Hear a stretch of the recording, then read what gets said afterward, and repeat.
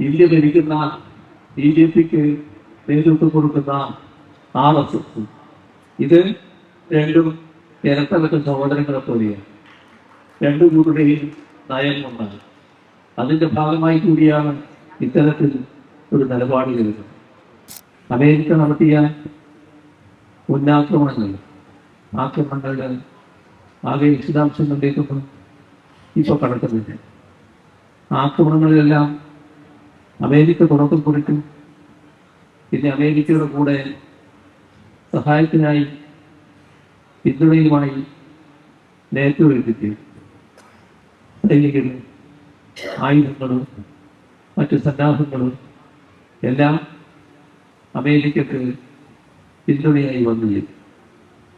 എന്നാൽ ഇറാന് നേരെ ആക്രമണം നടത്തിയപ്പോൾ നേതൃത്വ രാഷ്ട്രങ്ങൾ തന്നെ പറഞ്ഞു ഞങ്ങൾ ഇതിൽ പങ്കെടുക്കില്ല. മാത്രമല്ല നേതോവിലെ അംഗരാഷ്ട്രങ്ങൾ എന്ന നിലക്ക് അമേരിക്കക്ക് ആ നേതോ അംഗരാഷ്ട്രത്തിന്റെ വിമാനത്താവളങ്ങൾ ഉപയോഗിക്കാൻ അവകാശമുണ്ടാകും. സൈനിക ആവശ്യങ്ങൾക്ക് വേണ്ടി ഉപയോഗിക്കാം. യുദ്ധാവശ്യത്തിന് വേണ്ടി ഞങ്ങളുടെ ഭൂമി ഉപയോഗിക്കാൻ പറ്റില്ല എന്ന നിലപാട് അവരെടുക്കും. അത് അമേരിക്ക കാണിക്കുന്ന എല്ലാ അന്താരാഷ്ട്ര മര്യാദകളും ലംഘിച്ചുള്ള ആക്രമണത്തോടുള്ള വിയോജിപ്പ് തന്നെയായിരിക്കും. നേതോ രാഷ്ട്രങ്ങൾ മാത്രമല്ല, ലോകത്തിലെ മറ്റു പല രാഷ്ട്രങ്ങളും അതിനെ എതിർക്കാനും വിമർശിക്കാനും തയ്യാറാണ്. അമേരിക്കയിൽ തന്നെ വൻതോതിലുള്ള ജനസംഖ്യയെ അമേരിക്കയുടെ നിലപാടിൽ പരിശോധിച്ചുകൊണ്ട് തെരുവിലിറങ്ങുന്ന കാഴ്ച നാം കണ്ടു. ലോകത്താകെ അമേരിക്കൻ ആക്രമണത്തിനെതിരെ വലിയ തോതിലുള്ള പ്രതിഷേധം ഉയർത്തുന്നു.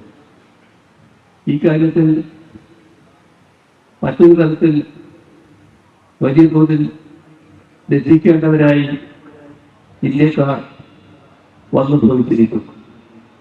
കാരണം ഇന്ത്യ ഇത്തരം കാര്യങ്ങളിലെല്ലാം കൃത്യതയാർന്ന നിലപാടാണ് മുമ്പ് സ്വീകരിച്ചത്. അത് തീർത്തും സാമ്രാജ്യത്തിന് വിരുദ്ധമായ നിലപാടായിരുന്നു.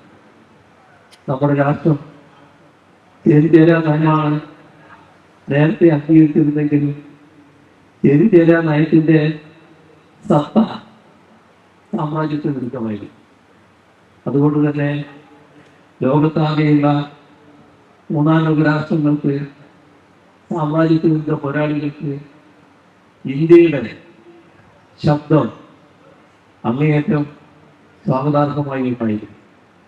ലോകവേദികളിൽ ഇന്ത്യയുടെ ശബ്ദം ആ കാലത്ത് മുടങ്ങിയിരുന്നു. പക്ഷേ ഇന്ന് നമ്മുടെ ശബ്ദം ആ തരത്തിലല്ല മുടങ്ങുന്നത്. ഇപ്പോൾ പൂർണ്ണമായും അമേരിക്കക്ക് കീഴ്പ്പെട്ടുള്ള നയമാണ് നമ്മുടെ രാജ്യത്തെ ഗവൺമെന്റ് സ്വീകരിക്കുന്നത്. ഇന്ത്യ ഗവൺമെന്റ് പൂർണ്ണമായും അമേരിക്കൻ വിധേയത്വം പ്രകടിപ്പിക്കും. അമേരിക്കയുടെ വിധേയത്വം മാത്രമല്ല, അമേരിക്കയുടെ ഒക്കെ ചങ്ങാതിയായി പ്രവർത്തിക്കുന്ന ഇസ്രയേൽ മറ്റൊരു അന്താരാഷ്ട്ര കുമ്മാടി രാഷ്ട്രമാണ്. ആ ഇസ്രയേലിനെ പൂർണ്ണമായി അംഗീകരിക്കുന്ന നിലപാടാണ് നമ്മുടെ ഇന്ത്യ ഗവൺമെന്റ് സ്വീകരിക്കുന്നത്.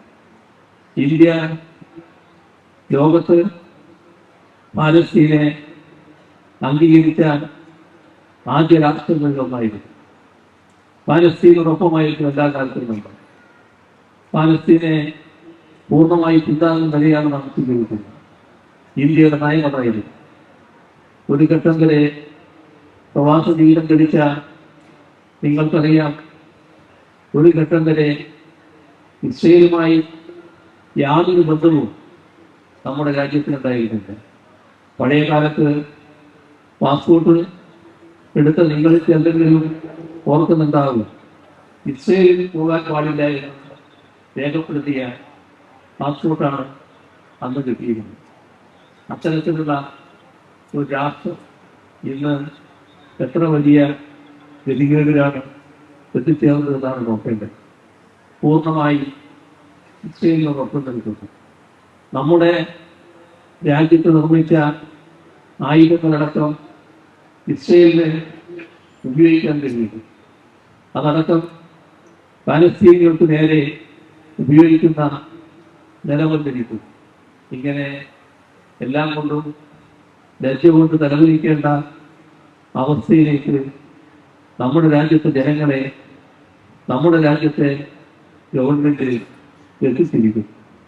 അമേരിക്കയുടെ സമ്മർദ്ദത്തിന് വഴങ്ങിക്കൊണ്ടാണ് ഇസ്രയേലുമായി ഇത്തരത്തിലുള്ള ബന്ധങ്ങൾ ഉണ്ടാകുന്നെങ്കിലും ഇസ്രയേലും ഇന്നത്തെ ഭരണാധികാരികളും തമ്മിലുള്ള ഒരു ജൈവബന്ധമുണ്ട് എന്നത് നാം മറക്കാൻ പാടില്ല. അത് ഇസ്രയേലിലെ സിയോണിസ്റ്റുകൾ ഇപ്പോ ഇന്ത്യ ഭരിക്കുന്ന BJPക്ക് നേതൃത്വം കൊടുക്കുന്ന RSS, ഇത് രണ്ടും ഇരട്ടലക്ക സഹോദരങ്ങളെ പോലെയാണ്. രണ്ടു കൂട്ടരുടെയും നയം കൊണ്ടാണ്. അതിന്റെ ഭാഗമായി കൂടിയാണ് ഇത്തരത്തിൽ ഒരു നിലപാട് വരുന്നത്. ഇക്കാര്യത്തിൽ നമ്മുടെ രാജ്യത്ത് ഏറ്റവും അധികം ആശങ്ക പ്രവാസികളിലുണ്ടാകുന്നു. നമ്മുടെ കേരളത്തിൽ ആ ആശങ്ക വളരെ വലുതാണ്. അതിനനുസരിച്ചുള്ള ഒരു ഇടപെടൽ ഇന്ത്യ ഗവൺമെന്റിന്റെ ഭാഗത്ത് ഉണ്ടാകുന്നില്ല എന്നത് നാം കാണേണ്ടതായിട്ടുണ്ട്.